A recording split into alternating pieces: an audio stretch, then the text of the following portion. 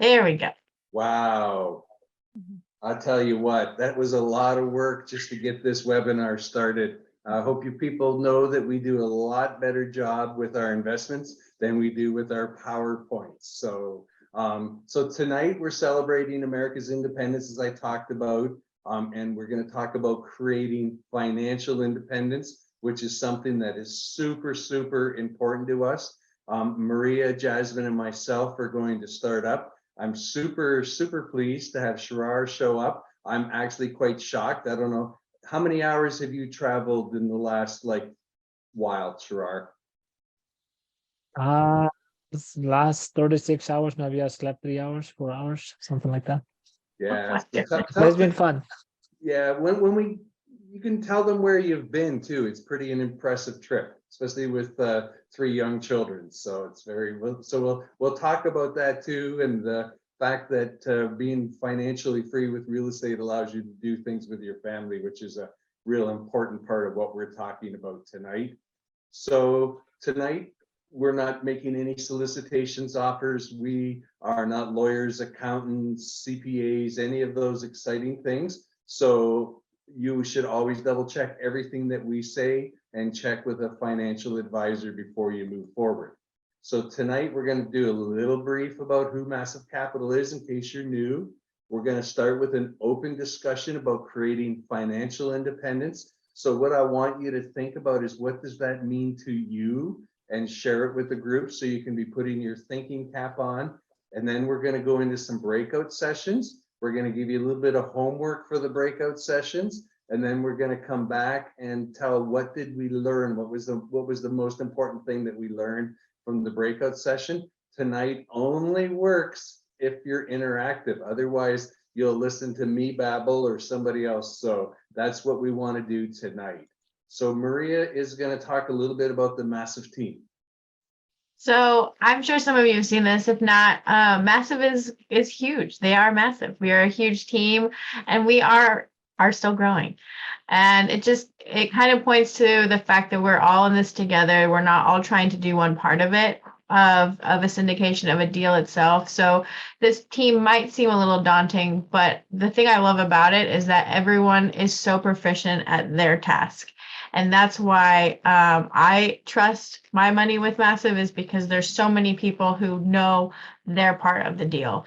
And it all stems from our 3 partners, Sanjay, Schreier, and Mike. The 3 of them have been in multifamily for many, many years. And Sanjay's gone through full cycle on, I think, 7 deals already before. So his knowledge and Schreier and Mike's knowledge in their previous fields have helped us help them form Massive Capital, and we are in it as well with them. So we've got our investor relations team at the top with Trevor, Jasmine, myself, Candace, and AXA is our new marketing manager. And then we go into Brad and Senate, who are part of our education and acquisitions managers. And we've got Jen Brown as our asset manager, along with Jonathan and Angela. Like I said, it's a very big team, but we're all here to make sure we are getting every part of the deal done. And it's a big group. Keep growing. And this is my favorite picture. It's showing that Massive Capital is not just in Texas. This picture shows that we are all over. We've got some deals in North Carolina. We've got some in Georgia, in Tampa, and Arizona is where we're moving into our target markets now. We've got a deal that we're working on in Denver, Colorado. Yes, we are primarily in Texas, but we are moving out, and that's why we're so heavily into partnerships. We partner with other groups to take down deals that might not be in the areas that we are all located, but that's why we're able to do this. So we partner with other syndication groups to take down deals. And that's why I love Massive, because they're so good at partnering. We're using our strengths and other group strengths to get the best out of a deal. All right, so we can't do any webinar without a shameless plug. So we volunteered for our shameless plug. Yeah, of course. Actually, so this is a great opportunity that we have in Denver, Colorado. If you guys haven't heard about it, we are hosting a webinar tomorrow. This is open just for accredited investors at this point. So you can join us tomorrow at 7 p.m. Central, right? 7:30. Yeah, Central. Yeah, 7:30 7:30 Central. Central, and I'll put a link in the chat. Yes, so join us. It's an exciting opportunity. And the best part, Sharad is going to be talking about Denver market, and he's going to load with a lot of good information. So make sure you join, get to know this deal, and also get to know how we do deals and why we're purchasing this property. So join us tomorrow, 7:30. If you want to invest, or if you have people who might be interested on investing, make sure you share the link. And if you do get a phone call from Jasmine, she's actually phoning you from a phone booth. So I said to send me a picture of you on the phone, and she sent this one. It's actually, when you look at it, it's actually like an English phone booth sort of thing, but it is kind of, we try to have a little bit of fun with our marketing as well. So, and this is another one, if you want to invest with Massive Capital, you invest and we do the rest. This is our new slide here. So tonight we're going to talk about 3 different discussion topics, and eventually, as soon as we're pretty much done this, we're going to stop sharing. So we're going to draw parallels between the independence in July 4th and achieving financial independence. Then on the second one, we're going to highlight how commercial real estate can provide individuals the opportunity to break free from financial constraints to do their goals. So this is actually what you're going to talk about in breakout number 1, and we'll make sure we remind you. And then on breakout number 3, we want to talk about that you need to create your own goals. So what we want you to do is share with people in your group, what are your goals? Why are you working on investing in real estate? What are your goals? What would you like to achieve? And then we'll all come together with a Q&A. So we have a pretty small group tonight, but we're going to start out and we're going to ask Maria, what does investing in financial freedom mean to you? Well, to me, I take it, I do have a healthcare background, so I come at it from a different side, I think, than most. Anxiety is super prevalent this day and age, and I deal with financial anxiety. And financial freedom to me is a sense of security. It's something that keeps me not as anxious, and knowing that my finances are secure is what keeps me able to sleep at night. I don't want to worry about what could happen tomorrow, or what I might need finances for, or what I might need to pay for. So having that sense of security helps my anxiety, and helps that if anything does happen, I know that I do have finances that I can take care of a situation at any point in time. Mine is more on a safety type of. Awesome. That's my. So Jasmine. To me, I was thinking on this, and probably to me is just being present. Have the luxury to be present when I'm with my family, not being thinking like, oh, I need to work, oh, I need to do this, I need to do that. If I'm traveling with my family, don't be worrying about like, oh, we can eat there, oh, we shouldn't spend more money there. Or if something happens, there are so many things that are out of our control.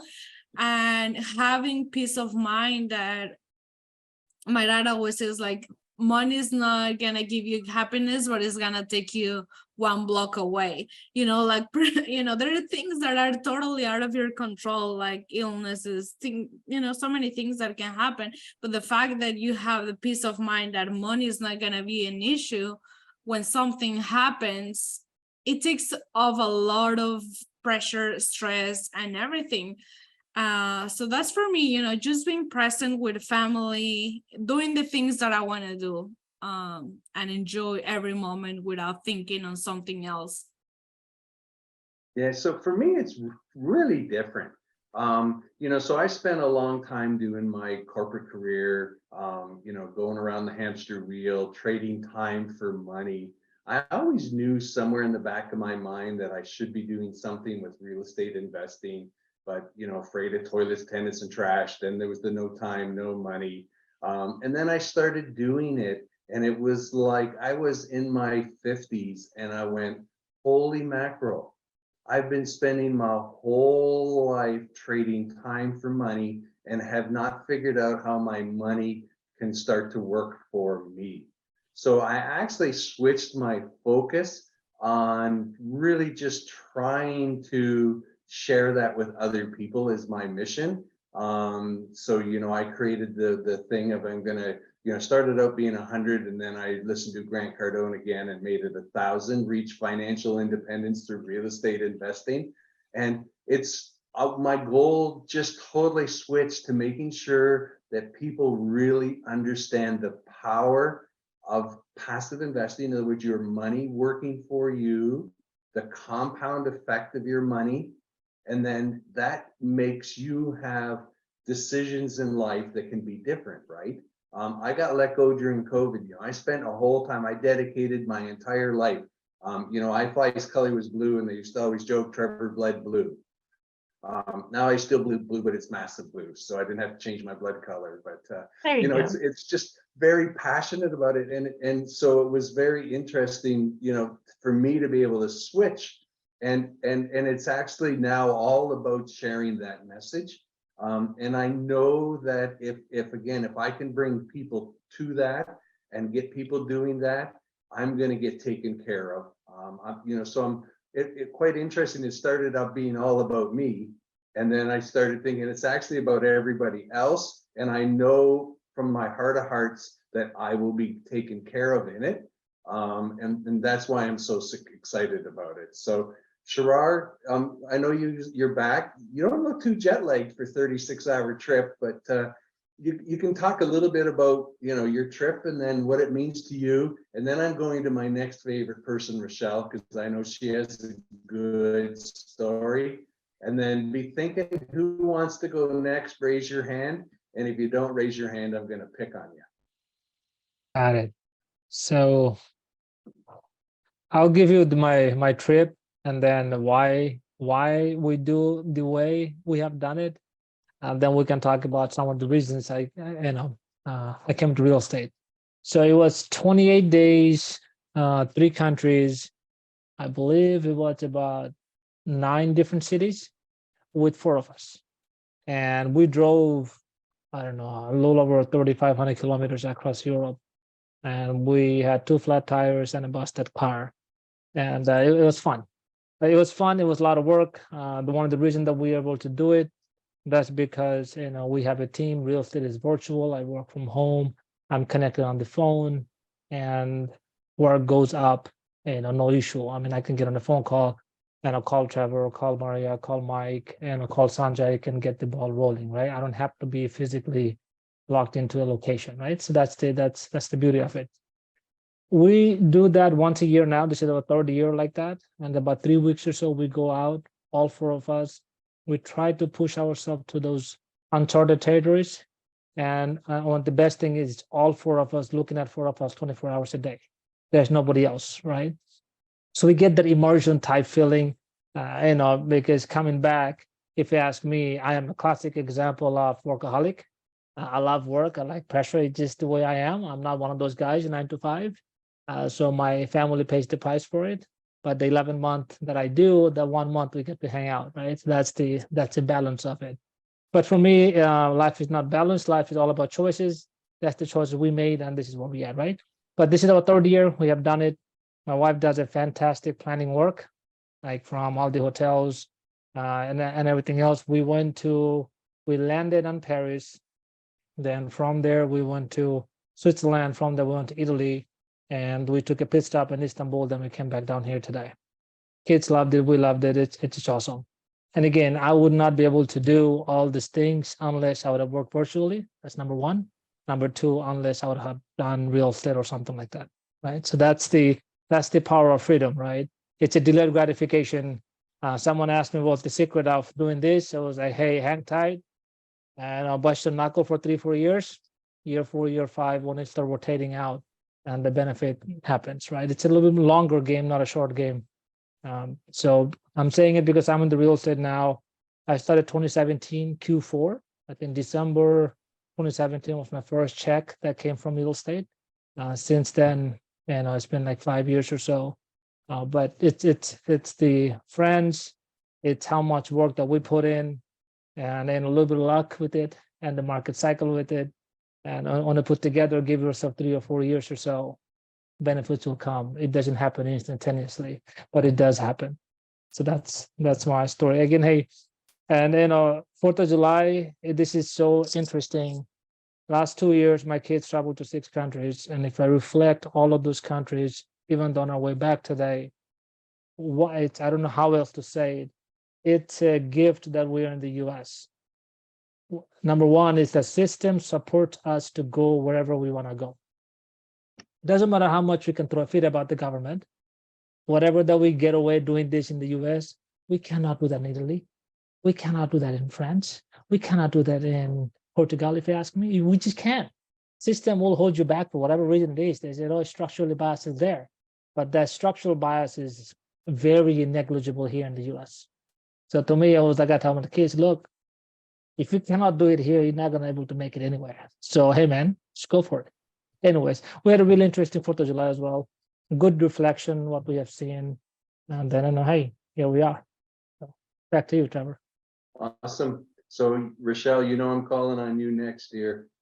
How can I follow that? I know, right? Well, next time, Shariah, can we where do we sign up to go on your trip? Sounds very educational. It's so much fun, massive fun with having. I could just imagine having tires, like flat tires in a foreign country. That's crazy, and then having kids with you. So for me, financial freedom. I have a couple of reasons, but one really stands out is my commitment. I made a promise before. I grew up in a single family household. So my mom was a sole breadwinner. It was just her and then my sister and myself. And growing up, seeing how hard she worked, and she owned businesses. She also had W-2. We were back in the Philippines, and I saw how hard she worked. And I made it a promise to myself to take care of her, whatever that looks like, to be able to give back to her, and also not to do what she's doing, because she hardly was home. Like, she was all constantly traveling for work. I mean, I'm not going to details about it, but I was one of those children. It's a shocker here in the US, but we were left at 10 years old. Like, I remember I was 10 years old and I was left at home by myself to take care of my sister for 3 days, and then to make sure that we go to school, because my mom had to go work somewhere. So things like that. And then, what piggybacking on what Shariah was saying, the US is such a unique place, because where can you find, whereas like you do your job, you do your work, and it's just a matter of time when you can succeed. And I don't see myself, when I have kids, hopefully I will not be, hopefully my kids don't have to experience that. First of all, it's frowned upon. So whereas it's totally normal elsewhere. But yeah, so I made it a promise. I said, if I can find a way to be able to get my mom to travel the world, expense paid. And 2 years ago, I was able to do that. And it's because, well, I was still working my W-2, but with the help of real estate, I was able to do that. And Tarek, my husband, he also, his father's elderly, and he is, elderly. He couldn't sit for a long time in economy seats. I mean, have you seen those economy seats? And it's long flight all the way from Egypt. So we are able to get him a more comfortable, flight experience through Emirates, like things like that. So little things like that, where we were able to get him a business class seat, and he was very comfortable all throughout that, 20-something hour flight, 21 hours flight from Egypt to the US. So it's little things like that we're able to do because of real estate, because of financial freedom, which otherwise we will not be able to. And that's why we keep doing this. And it's also spreading the word that it is effective. Real estate is effective. We've seen it happen. I mean, other people have made it work, have become financially free, financially independent, and have created wealth through real estate. So why can't we? Why can't you? And it's just spreading the love all throughout. And it's not fun when you're the only one in business class, right? No, that's true. I'm glad you said that, Rochelle, because I feel like we're not always thinking being financially free is also just to say, hey, let's get that first class ticket. Let's do the thing that's going to be the easiest to help our families and to break the chain of where we came from, and to show that we're not going to continue with that path that we're going on. We are going to make a change that's going to affect not only our lives, our parents' lives, but our children's lives. So I'm glad you touched on that. All right, so nobody's put their hand up. You guys are telling you, there's gonna be no fun if you don't play. Who wants to talk about what it means to them? Come on, somebody's gotta want to. Just talk about what investing, financial freedom, what does it mean to you? Wow. Yeah, No well, one? I'll piggyback you till someone joins. Maybe I'll ask the other con on the line after me, right? It's like, how should I say it? I started Shell coming out. So this is my story, right? I graduated I did my electrical and I graduated with the 4.0. So I came into Shell 2009 on top of the salary grade, right? So I came in at a $75,000 back, $77,000 back then.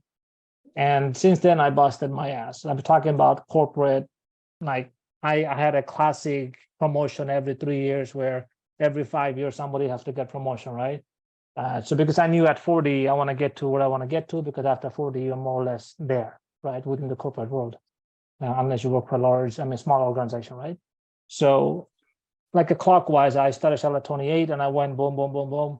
But and the reality is, or when I stopped, I was, mid-ranking manager. I'll get 1 or 2 more promotions.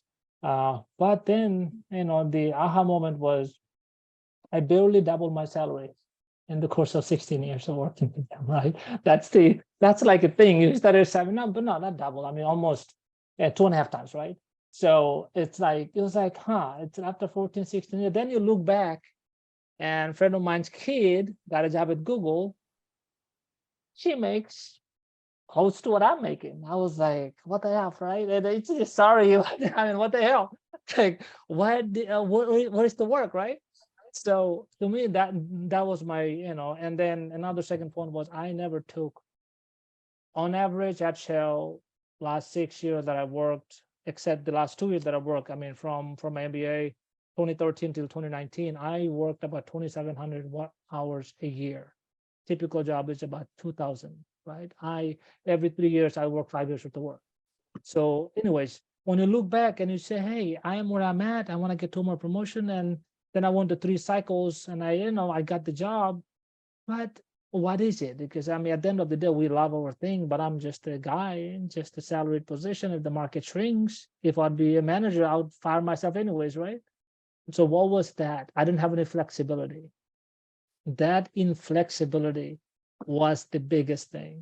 And it's such a hunting thing once you get on your head, right? Me and my wife, 25 years of corporate job. We paid off our house. We're debt free in 2017. We had no savings beyond the 401k. That, I mean, even though we made it at Shell, we made it at whatever we work at, but when you kind of think about that way, that was a burn. And that was a fire that kind of lit up. And that fire still get me going, right? So not having the flexibility, what if I get hurt? What if I don't work for 6 months? What if I go to hospital and I cannot come back to the full functioning body? What happens? That is the biggest driver for me, was the freedom. But I don't, I'm pretty low end guy, I would say, but having the flexibility is the biggest thing, right? So that was my driver, to do something else beyond my W-2 when I was thinking about it. Awesome, thank you. Rob, did you still want to go? Sure, I'll give a snippet. Thank you. For me, and thank you for the opportunity. For me, it's breaking a cycle, right? Because I grew up in New York City. My dad worked 3 jobs. My mom worked odd jobs. I have 2 sisters. I've got a lot of cousins. I was fortunate to go to college. I've done well. I'm an aerospace engineering manager now. I do really well at my job, but I'm doing well for my family. But I want to break the cycle, right? For my son, I have a son. And I'm thinking, you know, I want to give him opportunities without spoiling him, because I want to give him the education piece too, right?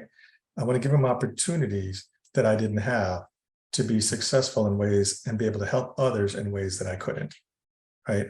And so a lot of that for me equals financial freedom, because that also gives me time. And that's the biggest thing for me, right? I mean, if I was going to bucket them in pieces, time, freedom of time to do what I need to do when I want to do it with my son or whatever. You know, you can't have that flexibility, like Sharia was saying, without the time. You can't have the time without financial freedom, right?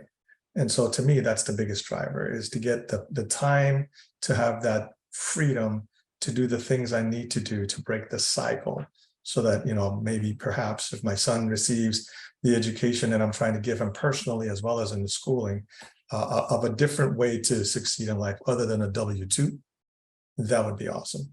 So that's my driver. That's my why. Awesome. Thanks. Thank you. Anyone else? Raise your hand. Yeah, I'll go. Go ahead, Faisal. Good to see you again. Yeah, How you there you doing? go. Faisal. So this is my journey's been interesting. I've been a police officer in New Jersey for 15 plus years. The last 6.5 years, I was doing real estate sales, residential and commercial, basically to create a financial plan to get out of law enforcement. So within the last month, I put in my paperwork to retire early, which everyone thinks I'm crazy because you're supposed to do 25 years as a law enforcement officer. And I cut it by almost half and leaving in 10 years early, because there's a mindset of like, you need to get your pension and that's what's most important.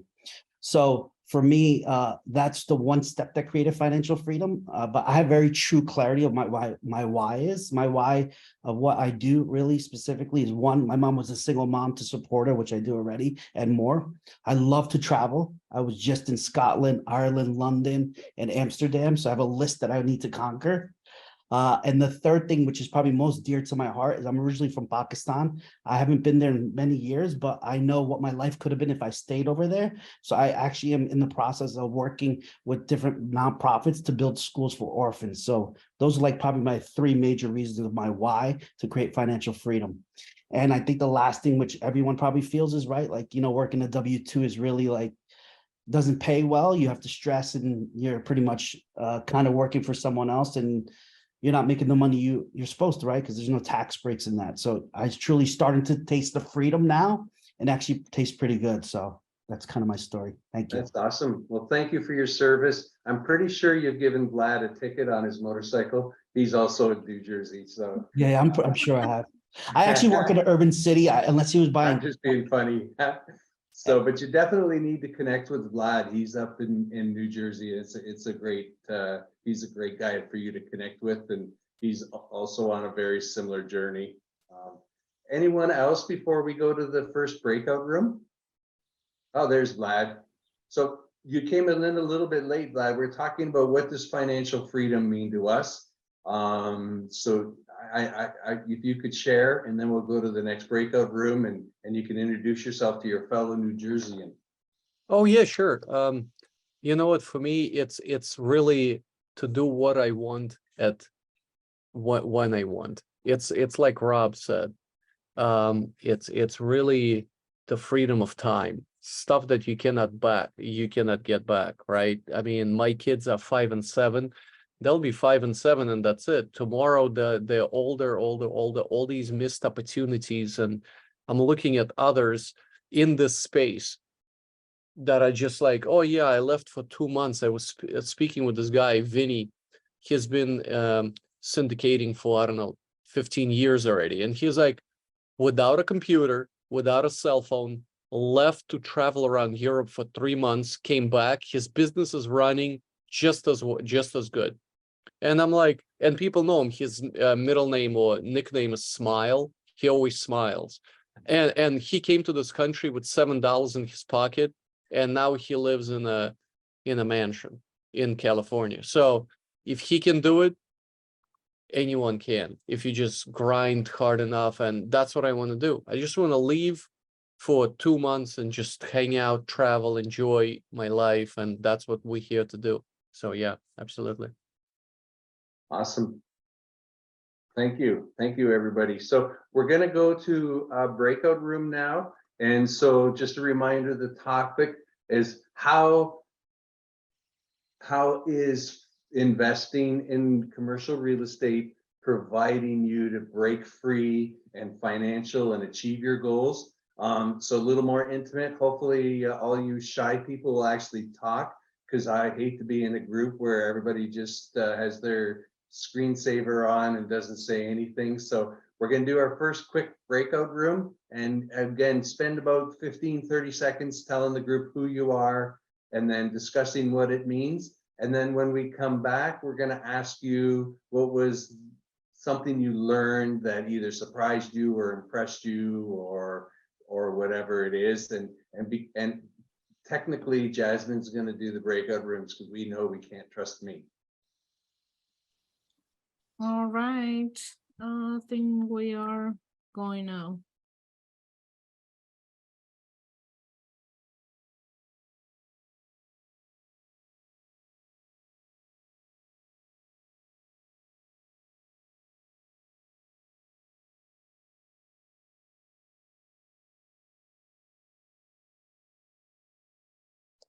Do I have to click join or go? Or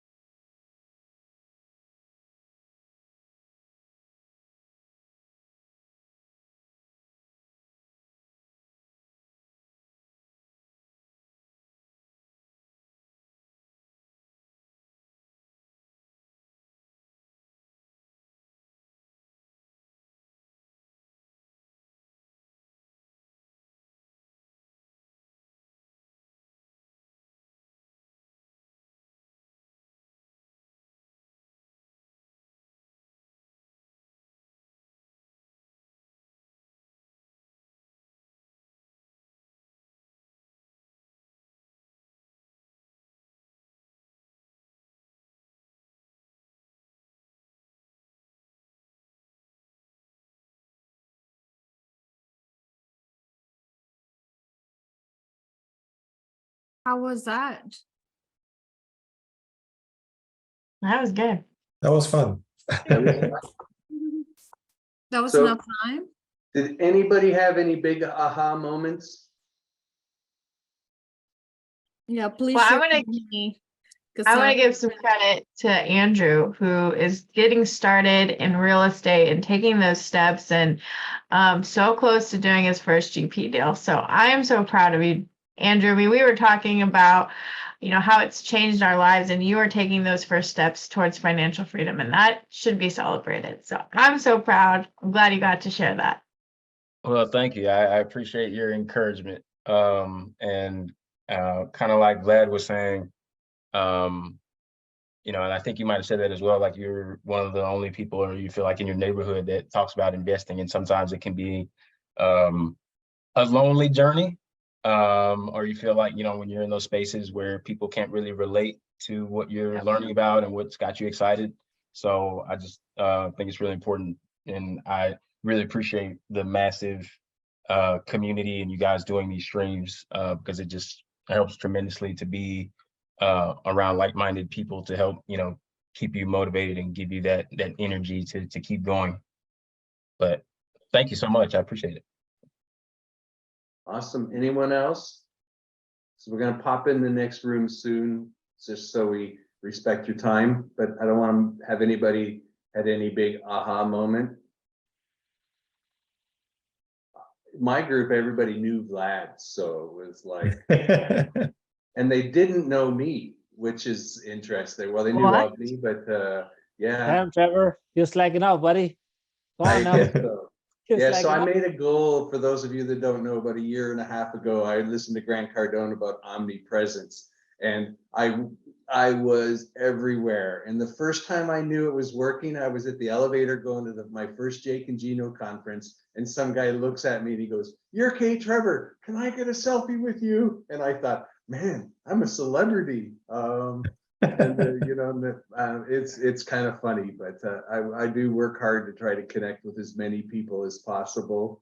And so on our next one, sort of, we're going to talk about what is your strategy. Okay, what is your plan to achieve this financial independence? What are your goals? So to give you some of the one thing to think about, one of mine is, I always think that real estate is like playing a baseball game. You want to have a couple of singles, a couple of doubles, and a couple of home runs. You want to play a game, right? And you want to strategize a little bit with some asset classes, some timing of deals, some different things. So that's kind of like my plan. And it's easier, of course, when you do a lot of investments to be able to do something like that. So I've passively invested 21 times, 7 full cycle, GP on 6. So I get that built-in variety, but just talk within your group. And now my group's gonna be really bored because they've already heard mine, but I was just trying to give you an idea, and then we'll pop back in for last minutes. So hopefully we get different people. Yeah. Not that I didn't enjoy the people. That sounds bad. If I'm you going back don't, to then you those can guys come again. back to the main room and I assign you to another one. Okay. Let's go.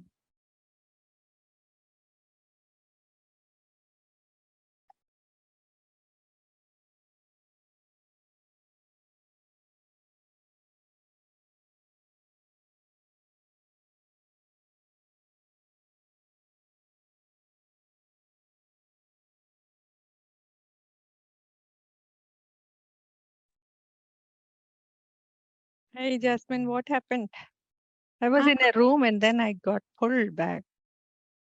I moved you to 4.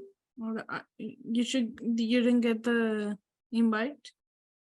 No, I went to one room and I was pulled out.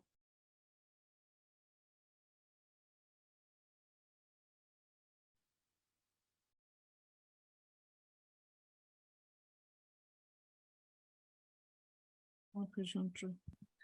There you go. Oh, yeah, now I got it.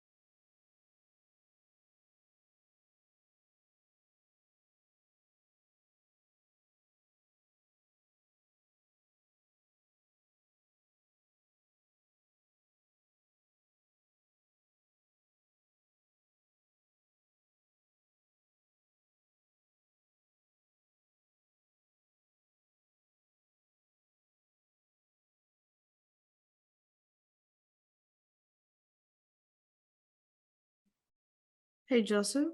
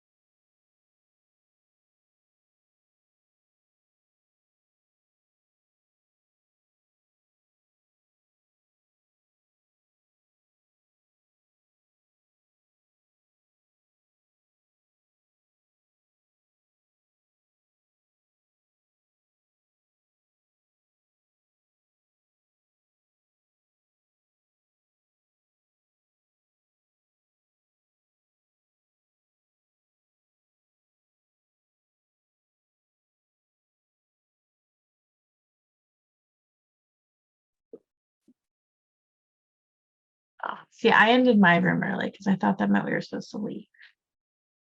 Oh, I got a notice saying to go back. you had like 60 seconds Oh to my gosh, I say could've bye to your finished. friends. My friends that joined me. How was that? There you go. I led by example. Okay. Oh,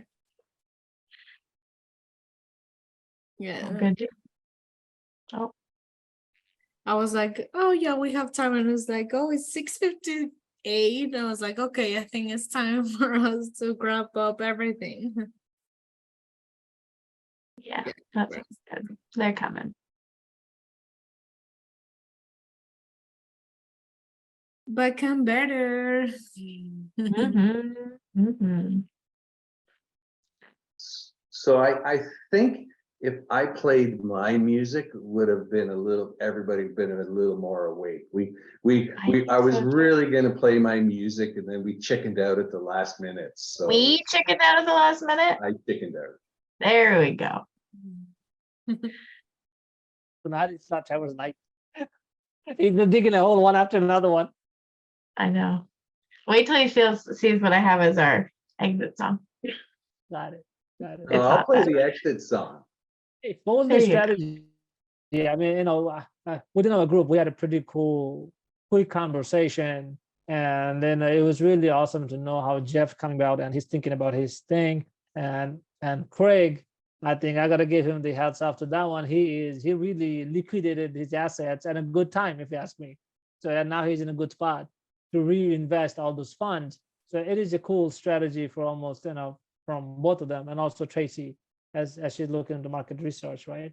I don't know, anybody else had some strategies that you all talked about? I want to know. I'm nosy. Me too. I want to know.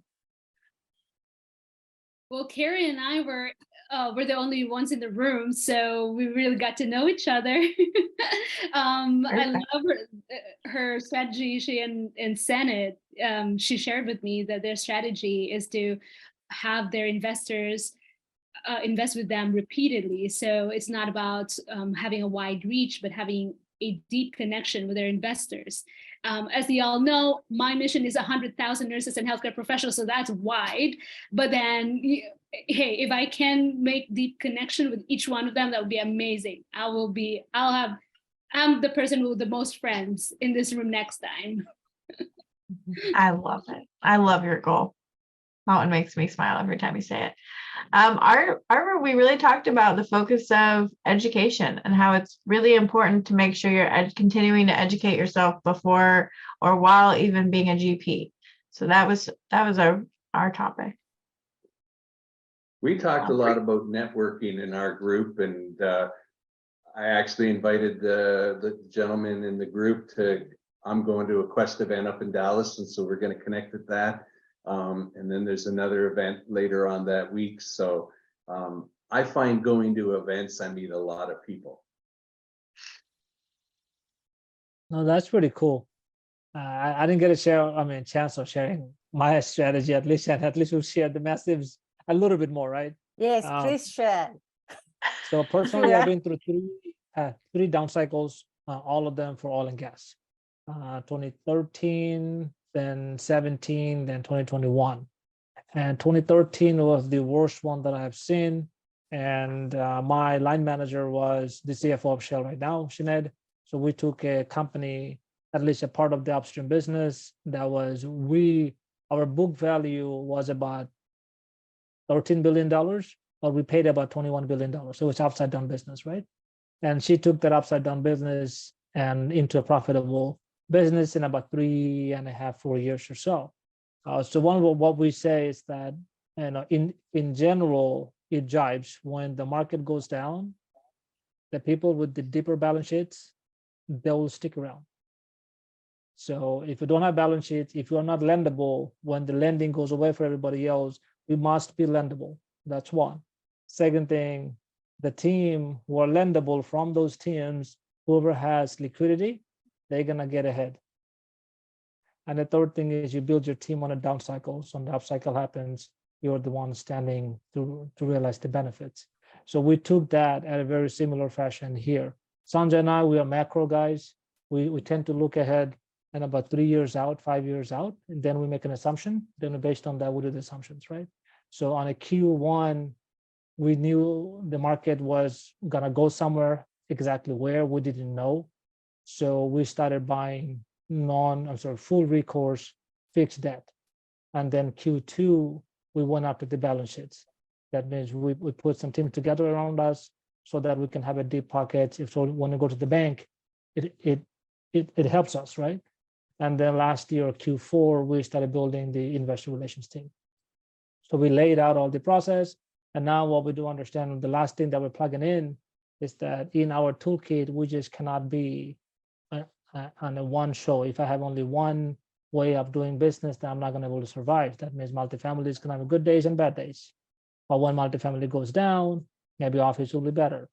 Maybe retail will be better. And then when office goes down, retail goes down, maybe multifamily will be better.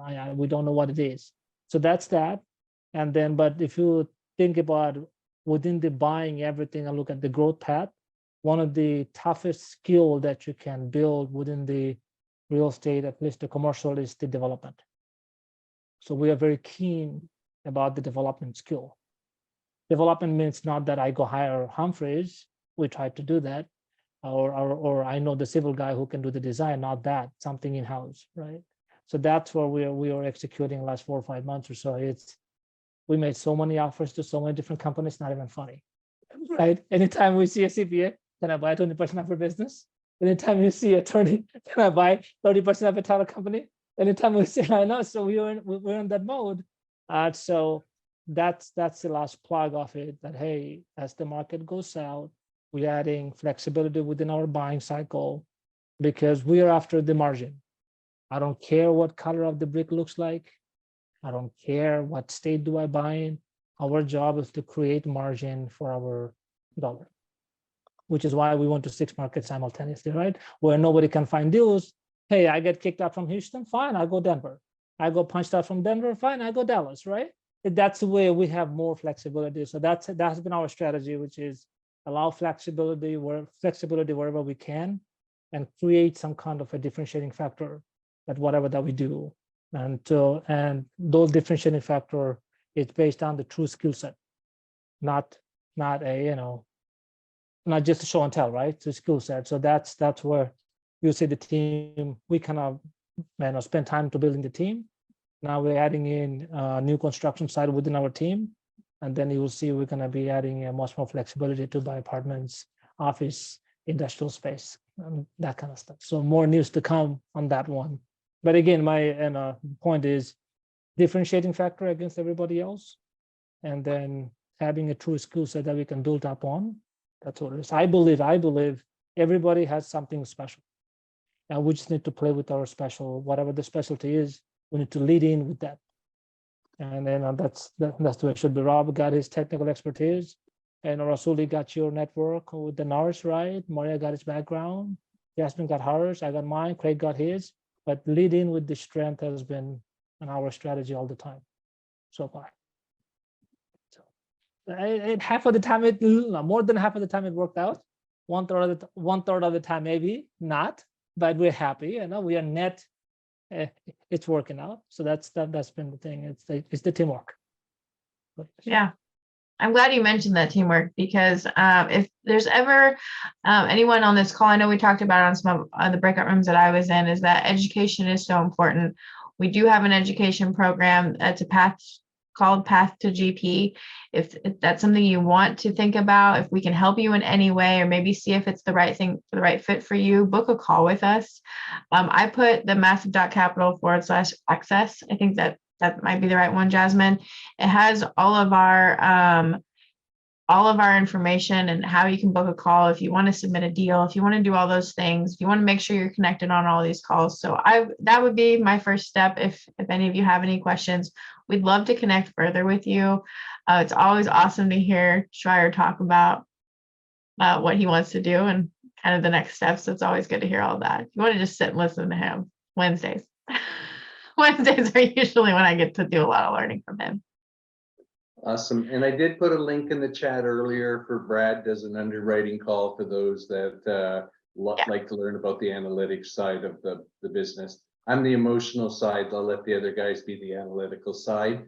And again, real estate is a team sport. So make sure you get people that have all different skill sets. Don't look for complementary skill sets. Look for opposing skill sets. So, that's right. We do have an event in Denver. Anybody's in the Denver area.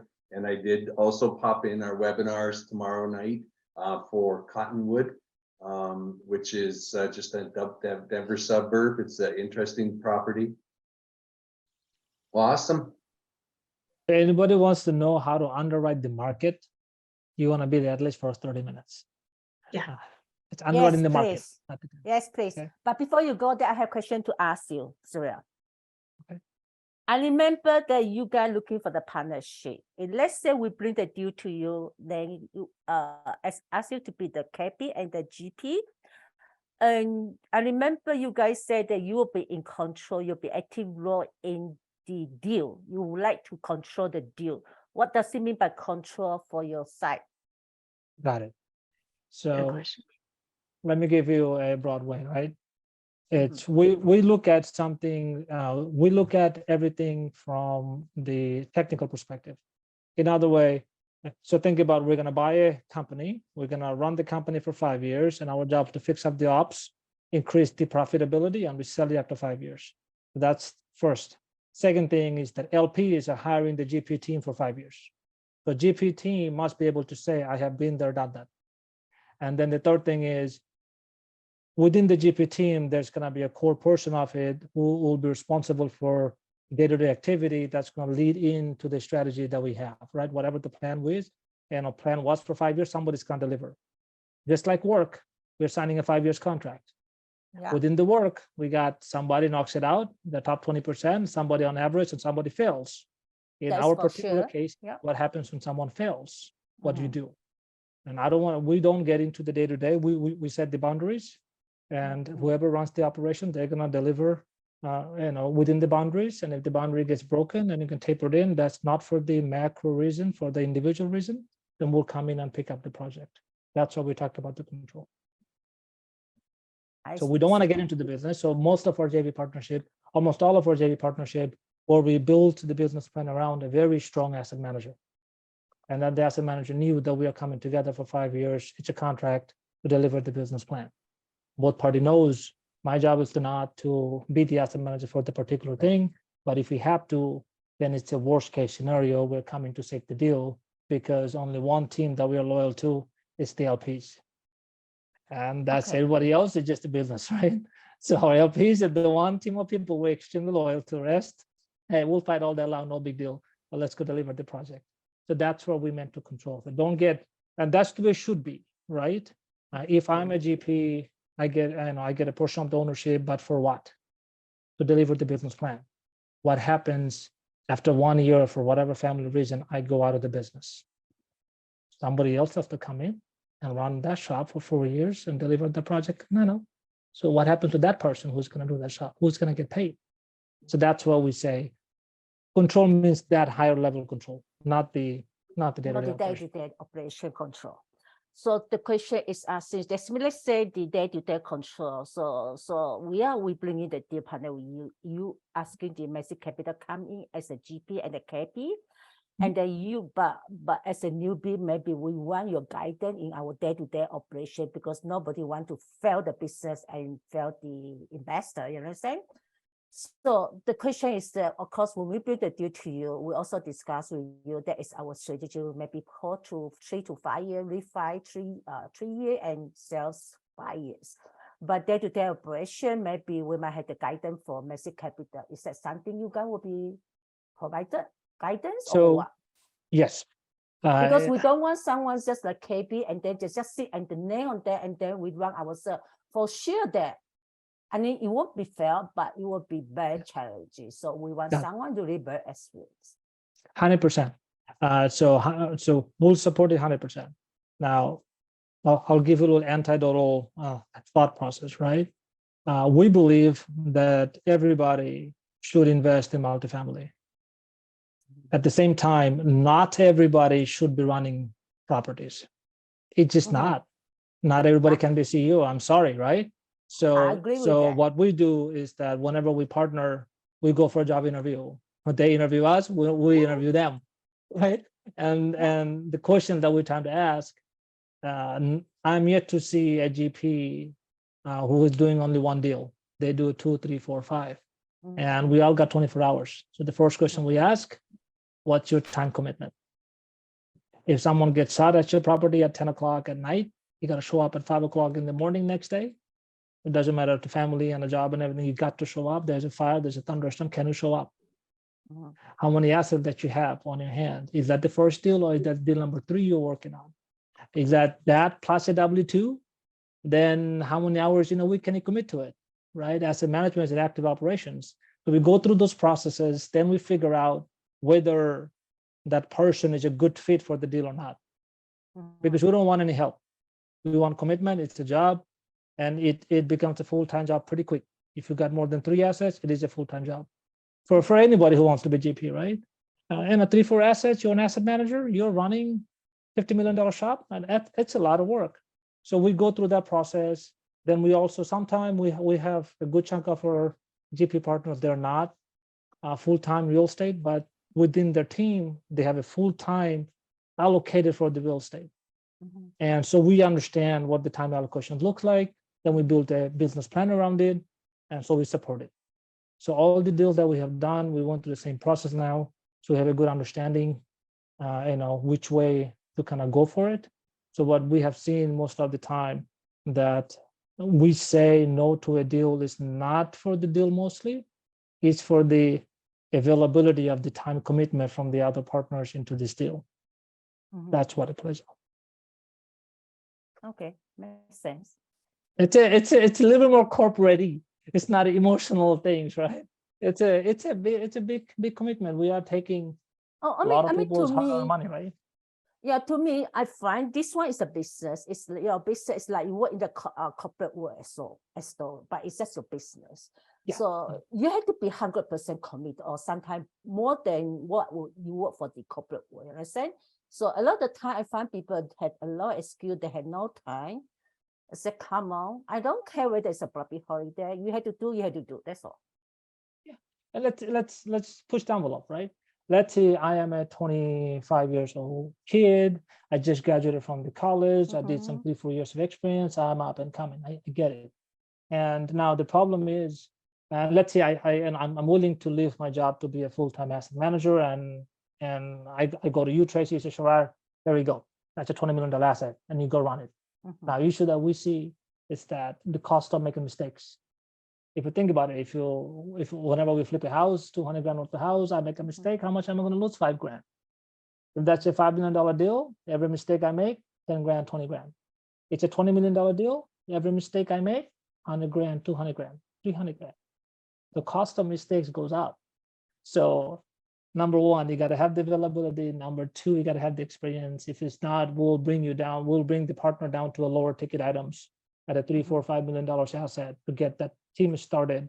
Then we'll grow the relationship as we go. We're not going to go directly to a larger deal unless we see the partner has extremely good corporate background. I'll give you an example. We have Al Salos from Houston. He has fantastic corporate resume, and he ran big shops. He was about to go for GE to the Middle East to run the ops there. So he gets it. He runs 20, 30, 40, $50 million shop. So for him, we're comfortable to running deals $20 million, $30 million. Versus someone else who is extremely young, they got the heart.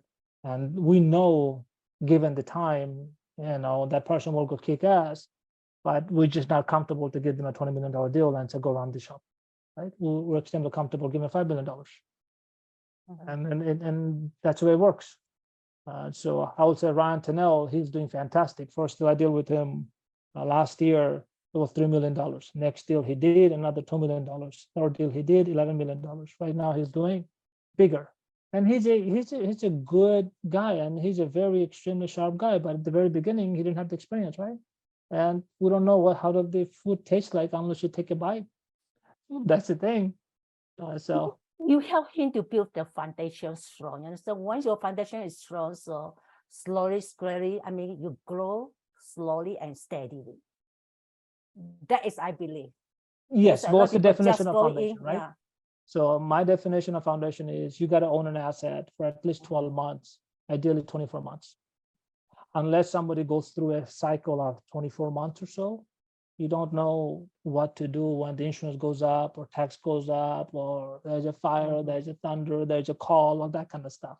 In the 12 months, you don't get it. And in 24 months, you get a good pulse of it. Local people, local stuff. So ideally, our definition of local is someone owns an asset there at least for 24 years. Either you own an asset at the similar size or something like that, but you own and operate some kind of asset there at a scale, right? So that's your definition. Being technical, we try to define everything. So that's our definition. 12 months to get started, at a minimum, 24 months ideally. We don't call anybody local who does not own any asset. I may be living in Houston for 25 years, but if I don't own assets, maybe 1-2 rental, then I'm not local to Houston from the multifamily perspective. I'll ask you another question. I'm trying to understand. Sorry, guy. I just have a lot of question to ask. Maybe. There's another question. I see people that they buy one deal after another one. To me, it's just done. To me, I just find that maybe I'm too conservative as an accountant or what, I don't know. I find people do one deal after another, very fast one. Okay, very fast one. So in a way that you haven't stabilized your base and you jump into another deal. You understand? And then to me, I just find it's over trading. You know, over trading, that means you keep on buying something, your system is not processed, it's not stabilized, and you just go to jump to another one. What would you see? What is your perspective on that? Okay, let me think about it. That is usually that happens when market goes up, right? So I believe that is possible, but not by everybody. By a very handful of people, right? And they can manage. I'll give you a case, an example, then I'll go one. A good friend of mine, she runs a single family shop, and in Arizona market, one of the toughest, bloodiest, nastiest, competitive market there. Then you ask the question, how many properties you buy? She goes 1,600 properties a year. 1,600 single family properties a year. When she goes to multifamily, she's gonna kick some major ass, right? She's gonna go knock out some properties really, really quick. And again, that makes sense because she has been there, done that. So then I know another person, the first fund that he raised was 700 million. Fund number one, 700 million. But before he done that, he did about 16, 17 years of industrial warehouse development, he had a development company. So my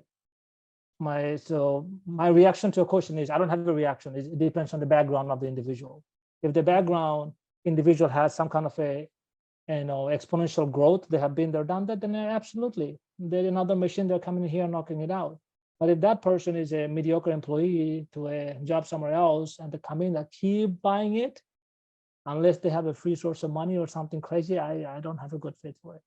And my litmus test is anybody who has more than $50 million for shop, if they don't have back offices with 3, 4, 5, people, team who are running finance on the background, I would not do it.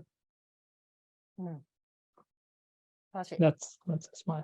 Thank you. I don't want to take too much of your time. Yeah. Andrew had a question. Sorry, go ahead. Yeah, we do have one more question from Andrew. It's how do you find solid asset managers with experience? Ooh. So you can tell. Again, it comes with phases, right? I always talk about this school. Let me just kind of bear with me for school perspective.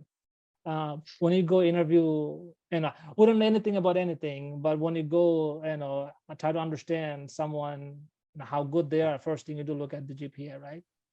Good or bad or ugly, whatever you call it. Same thing. Whenever we go talk to someone, we try to understand what is driving that individual.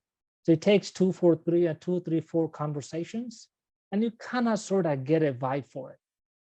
It is then you go, that's your first pass, right? What the personality looks like and how much of a drive that individual has. So that's your first one.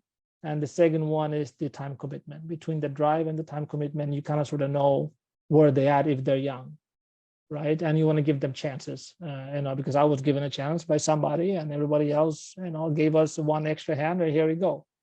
On the experience side of it is the corporate resume. If I'm 35 years old, 40 years old, coming in, getting to multifamily, and I think I'm a bad at property manager, show me your corporate resume. Conversation ends right there. And that's it. So those are my 2 ways to kind of go for it. But people change. I mean, Go ahead. Can Tracy, I be go a ahead. good asset manager?